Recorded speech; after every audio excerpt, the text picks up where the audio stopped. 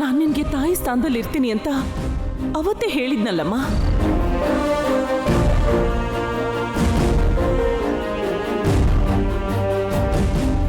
ಏನಮ್ಮ ಇಷ್ಟೊಂದು ಬೊಬ್ಬೆ ಬಂದಿದೆಯಲ್ಲ?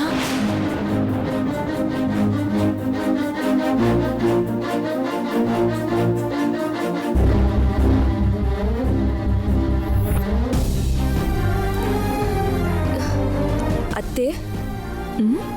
ಏನಮ್ಮ ಪ್ರಿಯಾ, ಬಾ ಕೂತ್ಕೋ. ನನ್ನನ್ನು ಕ್ಷಮಿಸ್ಬಿಡಿ ಅತ್ತೆ.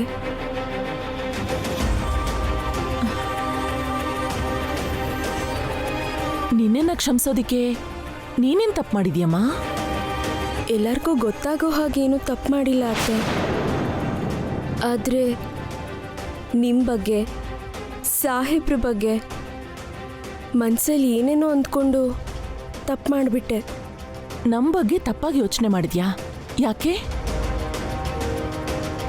ಮಡ್ಲಕ್ಕೆ ಕೆಳಗೆ ಬಿದ್ದೋದಾಗ ನೀವು ಅಕ್ಕನ ಮೇಲೆ ಕೈ ಮಾಡಿದ್ರಲ್ಲ, ಆಗ ಸಾಹೇಬ್ರು ಧೈರ್ಯವಾಗಿ ಹೆಂಡತಿಗೆ ಸಪೋರ್ಟ್ ಮಾಡದೇ ಇದ್ದಿದ್ದನ್ನು ನೋಡಿ ನನ್ನ ಅಕ್ಕನ ಜೀವನ ಇಲ್ಲಿ ಖುಷಿಯಾಗಿರುತ್ತೆ ಅಂದ್ಕೊಂಡ್ರೆ ಇವ್ರೇನು ಈ ಥರ ನಡ್ಕೋತಿದ್ದಾರಲ್ಲ ಅಂತ ಮನಸ್ಸಲ್ಲಿ ನಿಮ್ಮ ಬಗ್ಗೆ ತಪ್ಪಾಗಿ ತಿಳ್ಕೊಂಡಿದ್ದೆ ಅತ್ತೆ. ಆದರೆ ಮೇಲ್ ಕಾಣಿಸೋ ವರ್ತನೆಗಿಂತ ಮನಸ್ಸಲ್ಲಿರೋ ವ್ಯಕ್ತಿತ್ವನೇ ಮುಖ್ಯ ಅಂತ ನಂಗೀಗ ಅರ್ಥ ಆಯ್ತು. ಸಾಹೇಬ್ರಂತ ಒಳ್ಳೆ ಗಂಡ, ನಿಮ್ಮಂತ ಅತ್ತೆ ಸಿಕ್ಕಿರೋದು ಅಕ್ಕನ ಅದೃಷ್ಟ. ನಿಮ್ಮ ಬಗ್ಗೆ ಹಾಗೆ ತಪ್ಪಾಗಿ ಯೋಚನೆ ಮಾಡಿದ್ದಕ್ಕೆ ಈಗ ನಿಮ್ಮ ಹತ್ರ ಕ್ಷಮೆ ಕೇಳ್ತಿದ್ದೀನಿ.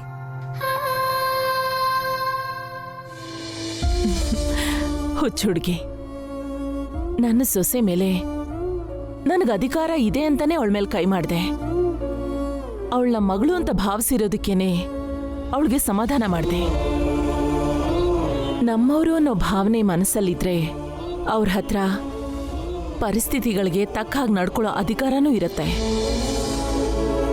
ಬೇರೆಯವ್ರ ಜೊತೆ ಈ ರೀತಿ ಇರೋಕ್ಕಾಗಲ್ವಲ್ಲ. ಆ ಸನ್ನಿವೇಶದಲ್ಲಿ ರಾಧಿಕಾ ಮೇಲೆ ಕೈ ಮಾಡದೆ ಹೊರತು ಕೋಪದಿಂದಾನೋ ಅತ್ತೆ ಅನ್ನೋ ಅಹಂಕಾರದಿಂದಾನೋ ಅಲ್ಲ. ನಿಮ್ಮಕ್ಕ ನನಗೆ ಎಲ್ಲ ರೀತಿಯಿಂದನೂ ಇಷ್ಟ ಆಗಿದ್ದಕ್ಕೇನೆ ನಾನೇ ಬಯಸಿ ಸೊಸೆಯಾಗಿ ಮಾಡ್ಕೊಂಡಿದ್ದು. ನಿಮ್ಮ ತಂದೆಗೆ ಮಾತು ಕೊಟ್ಟಿರೋ ಹಾಗೆ ನಿಮ್ಮಕ್ಕನ್ನ ಯಾವಾಗಲೂ ನನ್ನ ಮಗಳ ಥರಾನೇ ನೋಡ್ಕೋತೀನಿ. ನೀನಿಂಥದ್ದೆಲ್ಲ ಮನ್ಸಲ್ಲಿ ಇಟ್ಕೊಳ್ದೆ ನಿಶ್ಚಿಂತೆಯಿಂದ ಇರು. ಅಬ್ಬಾ, ಈಗ ನನ್ನ ಗಿಲ್ಟಿ ಫೀಲಿಂಗ್ ಎಲ್ಲ ಕಮ್ಮಿ ಆಯ್ತು. ಮನ್ಸಲ್ಲಿರೋ ಭಾರ ಎಲ್ಲ ಕಮ್ಮಿ ಆಯ್ತು ಅತ್ತೆ. ಹ್ಯಾಪಿನಾ? Excuse me.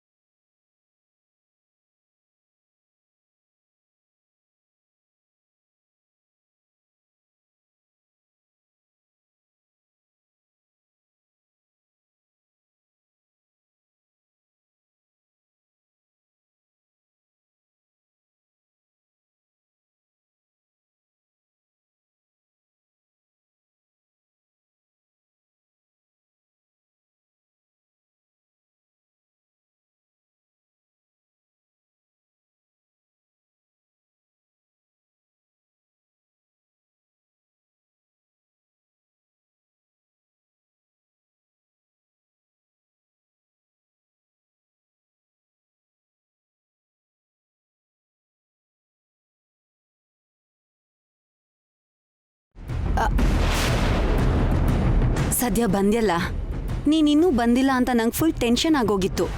ಯಾಕಮ್ಮ ಇಷ್ಟು ಲೇಟ್ ಆಗೋಯ್ತು? 4-5 ಆಫೀಸಿಗೆ ಹೋಗಿ ಬರೋ ಅಷ್ಟರಲ್ಲಿ ಲೇಟಾಗಿ ಹೋಯ್ತು ಅಮ್ಮ. ಆಫೀಸ್ಗೆ ಯಾಕೆ ಹೋಗಿದ್ದೆ?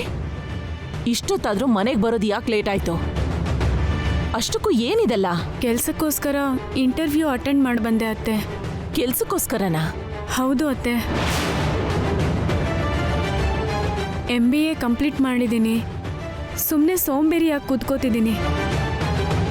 ಅದಕ್ಕೆ ಪೇಪರಲ್ಲಿ ಬಂದಿದ್ದ ಜಾಬ್ ವೇಕೆನ್ಸಿಗೆ ಅಪ್ಲೈ ಮಾಡಿ ಇಂಟರ್ವ್ಯೂಗೆ ಹೋಗಿ ಬರ್ತಿದ್ದೀನತ್ತೆ. ಎಷ್ಟು ಪ್ರಯತ್ನ ಮಾಡಿದ್ರೂ ಎಲ್ಲೂ ಜಾಬ್ ಸಿಗ್ತಿಲ್ಲ ಅತ್ತೆ. ನೀವು ಮನೇಲಿರಿ ಅಂತ ಎಷ್ಟು ಭರವಸೆ ಕೊಟ್ರು ಸುಮ್ಮನೆ ಇರೋಕ್ಕಾಗಲ್ವಲ್ಲ ಅದಕ್ಕೆ. ಮದುವೆ ಆಗ್ಬೇಕಿರೋ ಹುಡುಗಿ ಇಷ್ಟೆಲ್ಲ ಓದಿದ್ಮೇಲೆ ಖಾಲಿ ಕೂತ್ಕೊಳ್ಳೋಕ್ಕೇನಿದೆ ಅಂತ ಕೆಲ್ಸಕ್ಕೆ ಹೋಗ್ತೀನಿ ಅಂದಿದ್ಕೆ ನಾನೇ ಸರಿ ಹೋಗು ಅಂತ ಹೇಳಿದೆ. ನಿನಗೆ ಕೆಲಸ ಬೇಕೇ ಬೇಕು ಅಂದ್ರೆ ಹೊರಗಡೆ ಯಾಕೆ ಪ್ರಯತ್ನ ಪಡ್ತಿದ್ಯಾ? ಕೈಲಾಶಕ್ಕೆ ಹೇಳ್ತೀನಿ, ನಮ್ಮ ಆಫೀಸಲ್ಲೇ ಕೆಲಸ ಮಾಡು. ಹೆಣ್ಣು ಮಗು ನೀನು. ಇನ್ಯಾವತ್ತೂ ಈ ಥರ ಕೆಲಸ ಅಂತ ರಾತ್ರಿ ಎಲ್ಲ ಹುಡ್ಕಕ್ಕೆ ಹೋಗ್ಬೇಡ.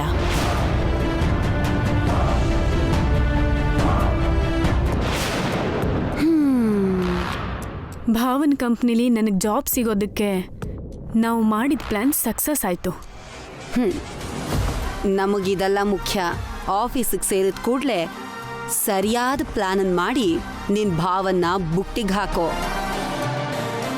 ಮನೇಲಾದ್ರೆ ಭಾವನ್ ಮನ್ಸ್ ಗೆಲ್ಲೋದಕ್ಕೆ ಎಲ್ಲ ಅಡ್ಡಿಗಳೇ. ಆಫೀಸಲ್ಲಾದ್ರೆ ಯಾವ ಸಮಸ್ಯೆನೂ ಇರಲ್ಲ.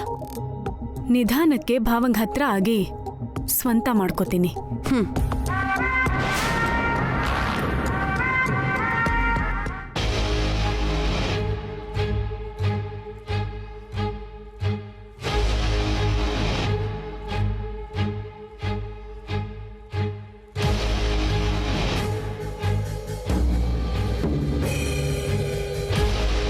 ಏನೋ ಇದು? ಏನು ಓದ್ತಾ ಇದೆಯಾ? ನನ್ನ ಬಂಗಾರದಂಥ ಭವಿಷ್ಯಕ್ಕೆ ಬೆಳಕು ಕೊಡೋ ಸಂದೇಶ ಓದ್ತಾ ಇದ್ದೀನಿ. ಅಂದರೆ ನಮ್ಮ ಕ್ಲಾಸ್ ಸಬ್ಜೆಕ್ಟ್ ಓದೋಕ್ಕೆ ಶುರು ಮಾಡಿದ್ಯಾ? ಇದು ನಮ್ಮ ಕ್ಲಾಸ್ ಸಬ್ಜೆಕ್ಟ್ ಅಲ್ಲ, ಡಿವೋರ್ಸಿಗೆ ಸಂಬಂಧಪಟ್ಟಿರೋ ಡಾಕ್ಯುಮೆಂಟ್ಸ್. ಡಿವೋರ್ಸಾ? ಯಾರಿಗೋ ಡಿವೋರ್ಸು? ನನ್ನ ಪ್ರೀತಿ ಮಾಡಿ ಬಲವಂತವಾಗಿ ಇನ್ನೊಂದು ಮದುವೆ ಆಗಿರೋ ರಾಧಿಕಾಗೆ.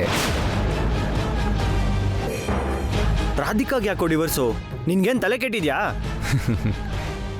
ಏಯ್ ಸಾಯಿ, ಭಾರತದ ರಾಜ್ಯಾಂಗದ ಪ್ರಕಾರ ಮದುವೆ ಆಗಿರೋ ಹುಡುಗಿನ ಇನ್ನೊಬ್ರು ಮದುವೆ ಆಗಬೇಕು ಅಂದರೆ ಆ ಹುಡುಗಿಗೆ ಅವಳ ಗಂಡನ ಜೊತೆ ಡಿವೋರ್ಸ್ ಆಗಿರಬೇಕು. ಸೊ ನನ್ನ ರಾಧಿಕಾನ ನಾನು ಮತ್ತೆ ಪಡ್ಕೋಬೇಕು ಅಂದರೆ ಕೈಲಾಶ್ ಜೊತೆ ರಾಧಿಕಾಗೆ ಡಿವೋರ್ಸ್ ಆಗಲೇಬೇಕಲ್ವಾ? ಅದಕ್ಕೆ ಈ ಡಾಕ್ಯುಮೆಂಟ್ಸ್ನ ರೆಡಿ ಮಾಡಿಸಿದ್ದೀನಿ. ಲೇ, ತಲೆ ಕೆಟ್ಟಿರೋರಾಗ ಯಾಕೋ ಮಾತಾಡ್ತಾ ಇದೆಯಾ? ನೀನು ರಾಧಿಕಾನ ಪ್ರಾಣಕ್ಕಿಂತ ಹೆಚ್ಚಾಗಿ ಪ್ರೀತಿಸಿದ್ಯಾ? ನಾನು ಇಲ್ಲ ಅಂತಿಲ್ಲ, ಆದರೆ ಅವಳಿಗೀಗ ಮದುವೆ ಆಗಿದೆಯೋ. ಪ್ರೀತಿಸಿದ ಹುಡುಗಿ ಚೆನ್ನಾಗಿರಬೇಕು ಅಂತ ಬಯಸ್ಬೇಕೇ ಹೊರತು ಈ ಥರ ಕಷ್ಟ ಕೊಡಬಾರ್ದು ಕಣೋ. ಇದನ್ನೆಲ್ಲ ಬಿಟ್ಟು ನಿನ್ನ ಕೆರಿಯರ್ ಕಡೆ ಗಮನ ಕೊಡು. ನೀನು ತುಂಬ ಒಳ್ಳೆ ಸ್ಟೂಡೆಂಟ್ ಕಣೋ, ನಿನ್ನ ಜೀವನನ ಹಾಳು ಮಾಡ್ಕೋಬೇಡ.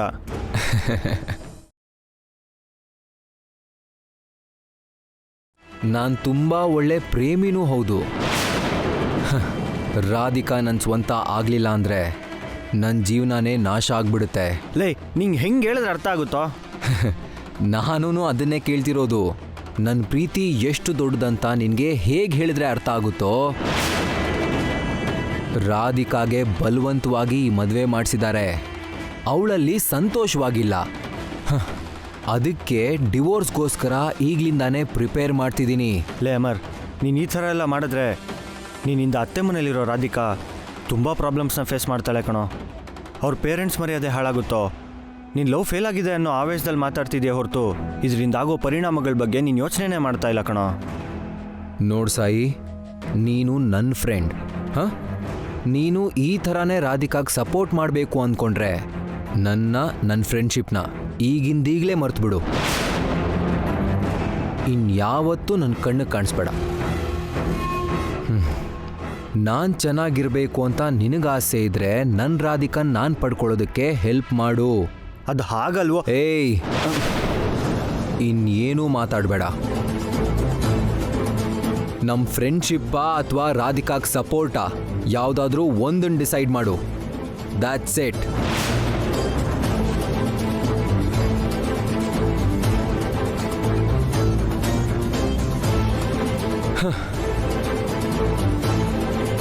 ರಾಧಿಕಾನ ವಾಪಸ್ ಪಡ್ಕೊಳ್ದೆ ಬಿಡೋ ಅಂತವನಲ್ಲ ನಾನು. ರಾಧಿಕಾ ನನ್ನವಳು, ಅವಳು ನನಗೆ ಮಾತ್ರ ಸ್ವಂತ.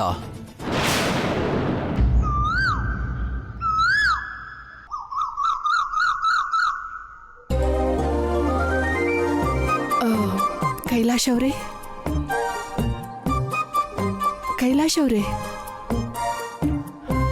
ಕೈಲಾಶ್ ಅವರೇ, ಕೈಲಾಶ್ ಅವರೇ. ರಾಧಿಕಾ,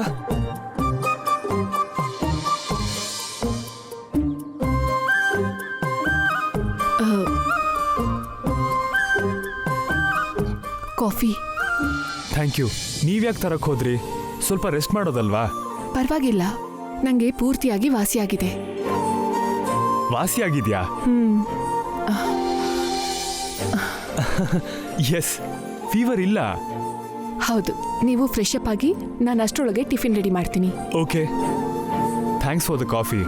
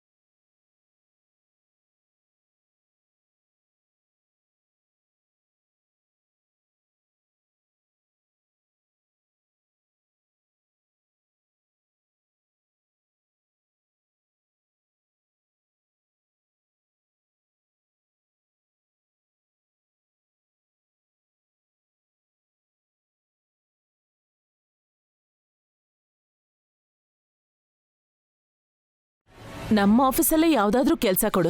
ಸರಿ ಅಮ್ಮ. ರಾಧಿಕಾ, ತುಂಬಾ ಹಸ್ವಾಗ್ತಾ ಇದೆ. ಬ್ರೇಕ್ಫಾಸ್ಟ್ ಮಾಡೋಣವಾ? ಬನ್ನಿ.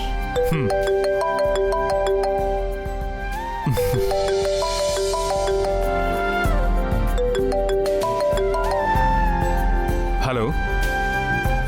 ಹಾ, ನೆನಪಿದೆ ಹೇಳಿ. ಓ ಸಾರಿ, ಈಗಲೇ ಹೊರಡ್ತಿದ್ದೀನಿ. ಓಕೆ, ಬಾಯ್. ರಾಧಿಕಾ, ಆಫೀಸಲ್ಲಿ ಅರ್ಜೆಂಟ್ ಮೀಟಿಂಗ್ ಇದೆ, ನಾನು ಹೊರಡ್ತೀನಿ. ಟಿಫಿನ್ ಮಾಡಿ ಹೋಗ್ಬೋದಲ್ವಾ? ಅದು ಇವಾಗಷ್ಟು ಟೈಮ್ ಇಲ್ಲ. ಹೋಗಿ ಬರ್ತೀನಿ ಅಮ್ಮ, ಹೋಗಿ ಬರ್ತೀನಮ್ಮ. ಭಾವ, ಒಂದೇ ನಿಮಿಷ. ಏನು? ಅಮ್ಮ, ಬಾರಮ್ಮ, ಆಶೀರ್ವಾದ ತಗೋ. ಪಕ್ಕಕ್ಕೆ ಸರಿ. ಹಾ, ಅತ್ತೆ, ನನಗೆ ಆಶೀರ್ವಾದ ಮಾಡಿ. ಉದ್ಯೋಗದಲ್ಲಿ ಅಭಿವೃದ್ಧಿ ಪ್ರಾಪ್ತಿರಸ್ತು.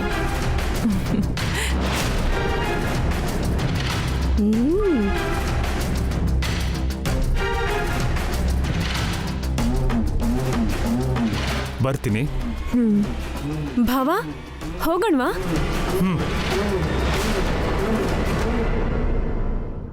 ಈ ಮಲ್ಲೇಶ್ವರಿ ವರ್ಷೆ ಯಾಕೋ ಒಂಥರ ಇದೆಯಲ್ಲ. ಇದ್ದಕ್ಕಿದ್ದಂಗೆ ಈ ಆಫೀಸು, ಈ ಹೊಸ ಅವತಾರ. ಇವಳ ಮನ್ಸಲ್ಲಿ ಬೇರೇನೋ ಇದೆ, ಅದೇನು ಅಂತ ತಿಳ್ಕೋಬೇಕು. ಅಂದ್ಕೊಂಡ್ ಹಾಗೇನೆ ಮಲ್ಲೇಶ್ವರಿ ಕೆಲ್ಸಕ್ಕೆ ಸೇರ್ಕೊಂಡ್ಲು. ಇನ್ನೇನ್ ಕೈಲಾಶ್ನ ಬುಟ್ಟಿಗೆ ಹಾಕೊಂಡ್ರೆ ನಾವು ಜೀವನ ಪೂರ್ತಿ ಆಸ್ತಿನ ಅನುಭವಿಸ್ತಾ ಇಲ್ಲೇ ಠಿಕಾಣಿ ಹುಡ್ಬಹುದು. ಅತ್ತೆ ನೀವು ಬನ್ನಿ, ಬಡಿಸ್ತೀನಿ. ನಡಿ.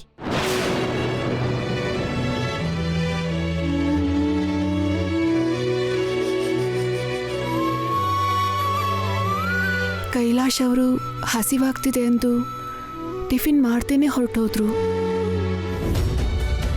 ರಾಧಿಕಾ, ಬಂದೆ ಅತ್ತೆ.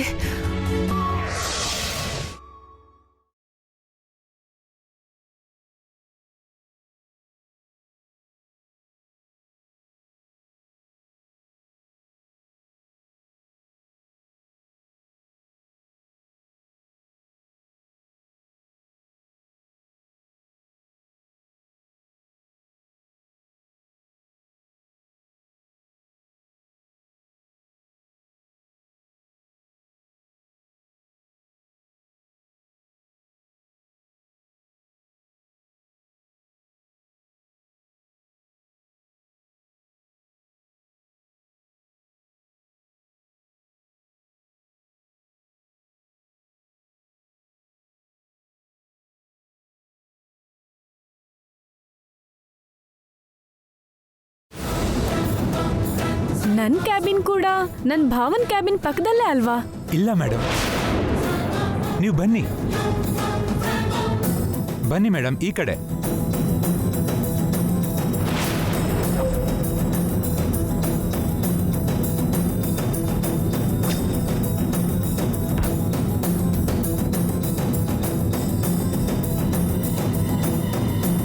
ಮೇಡಮ್, ಇದೇ ನಿಮ್ಮ ಕ್ಯಾಬಿನ್. ಇನ್ಮೇಲಿಂದ ನಿಮ್ಮ ಕೆಲಸ ಇಲ್ಲೇ. ಇದ್ಯಾವ ಜಾಬು? Receptionist madam. ನನಗೆ ಈ ಜಾಬ್ ಯಾಕೆ ಕೊಡ್ತಿದ್ದೀರಾ? ಸದ್ಯಕ್ಕೆ ಖಾಲಿ ಇರೋ ಜಾಬ್ ಇದೊಂದೇ ಮೇಡಮ್, ಅದಕ್ಕೆ ರಿಸೆಪ್ಷನಿಸ್ಟ್ ಪೋಸ್ಟ್ ಕೊಡ್ತಾ ಇದ್ದೀವಿ. ನಾನು ರಿಸೆಪ್ಷನಿಸ್ಟ್ ಆಗಿ ಕೆಲಸ ಮಾಡೋದಾ? ನಾನು ಈಗಲೇ ಹೋಗಿ ಭಾವನ ಹತ್ರ ಮಾತಾಡ್ತೀನಿ. ಮೇಡಮ್, ನಮ್ಮ ಬಾಸು ಆಫೀಸಲ್ಲಿ ರಿಲೇಶನ್ಶಿಪ್ಗಿಂತ ರೂಲ್ಸ್ಗೆ ಜಾಸ್ತಿ ಬೆಲೆ ಕೊಡ್ತಾರೆ. ನೀವೀಗ ಹೋಗಿ ರಿಸೆಪ್ಷನಿಸ್ಟ್ ಜಾಬ್ ಬೇಡ ಅಂದ್ರೆ ಸರಿ ಅಂತಾರೆ ಹೊರತು ಬೇರೆ ಯಾವ ಜಾಬ್ನು ಕೊಡಲ್ಲ. ಆದ್ರೂ ಕೇಳ್ತೀನಂದ್ರೆ ನಿಮ್ಮಿಷ್ಟ. ಓವರ್ ಆಕ್ಷನ್ ಮಾಡಿದ್ರೆ ಇರೋದು ಕೈ ಜಾರಿ ಹೋಗುತ್ತೆ. ಸುಮ್ಮನೆ ಬಾಯ್ ಮಾತಿಗೆ ಹಾಗೆ ಹೇಳ್ದೆ. ಆದ್ರೂ ನಮ್ಮ ಅವನ ಬಗ್ಗೆ ನನಗೆ ಗೊತ್ತಿರಲ್ವಾ? ಈ ಜಾಬೇ ಮಾಡ್ತೀನಿ. ಅಷ್ಟಕ್ಕೂ ಇಲ್ಲಿ ನಾನು ಏನ್ ಮಾಡ್ಬೇಕು? ಆಫೀಸಿಗೆ ಸಂಬಂಧಪಟ್ಟಿರೋ ಫೋನ್ಸ್ ಅಟೆಂಡ್ ಮಾಡಬೇಕು. ಸರ್ಗೆ ಯಾವ್ದಾದ್ರು ಕಾಲ್ಸ್ ಬಂದ್ರೆ ಅವ್ರ ಪರ್ಮಿಷನ್ ತಗೊಂಡು ಕನೆಕ್ಟ್ ಮಾಡಬೇಕು. ಇದೇ ನಿಮ್ ಕೆಲಸ. ಬರ್ತೀನಿ ಮೇಡಮ್. ಎಲ್ಲ ಹಾಳಾಯ್ತು. ಆಫೀಸ್ ಟೈಮಲ್ಲೆಲ್ಲ ಭಾವನ್ ಪಕ್ಕ ಕೂತ್ಕೊಂಡು ಭಾವನ್ ನೋಡ್ಬೋದು ಅನ್ಕೊಂಡ್ರೆ ಸಣ್ಣ ರಿಸೆಪ್ಷನಿಸ್ಟ್ ಜಾಬ್ ಕೊಟ್ಟಿದ್ದಾರೆ.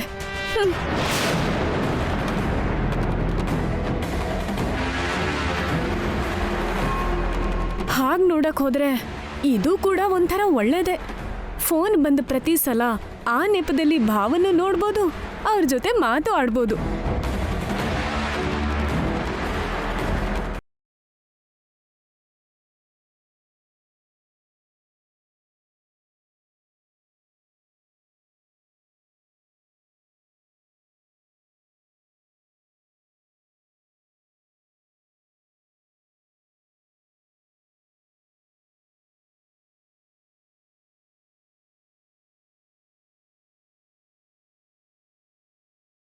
ಬೇಜಾರಾಗತ್ತಮ್ಮ. ಯಾಕೆ ಲಕ್ಷ್ಮಿ, ಏನಾಯ್ತು? ನಿಮ್ಗೆ ಆರೋಗ್ಯ ಸರಿ ಇಲ್ಲದ 2 ದಿನ ಯಜಮಾನ್ರು ಅವಾಗ ಸರಿಯಾಗಿ ಊಟನೂ ಮಾಡ್ಲಿಲ್ಲಮ್ಮ. ಯಾಕೆ ಲಕ್ಷ್ಮಿ? ಯಾಕೆ ಅಂತ ಕೇಳ್ತಿರಲ್ಲಮ್ಮ, ನೀವಂದ್ರೆ ಯಜಮಾನ್ರಿಗೆ ಪ್ರಾಣ. ಒಂದ್ ಕಡೆಯಿಂದ ನಿಮಗ್ ಜ್ವರ, ಇನ್ನೊಂದ್ ಕಡೆ ನಿಮ್ ಕೈ ಅಡ್ಗೆನೂ ಇಲ್ಲ, ಅದಕ್ಕೆ ತಿಂದಿಲ್ಲ. ಯಾವಾಗ್ಲೂ ಟಿಫನ್ಗೊಂದು ಇಡ್ಲಿ, ಊಟದಲ್ಲಿ 4 ತುತ್ತು ಬಿಟ್ಟು ತಿಂದೇ ಇರೋ ಯಜಮಾನ್ರು ನೀವು ಅಡ್ಗೆ ಮಾಡಕ್ ಶುರು ಮಾಡಿದ್ಮೇಲೆ 5 ರಿಂದ 6 ಇಡ್ಲಿ ತಿಂತಿದ್ದಾರೆ. ನೀವು ಪ್ರೀತಿಯಿಂದ ಬಡಿಸ್ತಿರೋದಕ್ಕೆ ಮೊದ್ಲಿಗಿಂತ ಈಗ ಊಟನೂ ಜಾಸ್ತಿನೇ ಮಾಡ್ತಿದ್ದಾರೆ. ಇವತ್ ನೀವು ಟಿಫನ್ ರೆಡಿ ಮಾಡಿದ್ದೀರಾ. ಪಾಪ ಹೊಟ್ಟೆ ತುಂಬಾ ತಿಂತಾರೆ ಅಂದ್ರೆ ಯಾವುದೋ ಮುಖ್ಯವಾದ ಕೆಲಸ ಅಂತ ಗಡಿ ಬಿಡಿನಲ್ಲಿ ಆಫೀಸ್ಗೆ ಹೊರಟೋದ್ರು.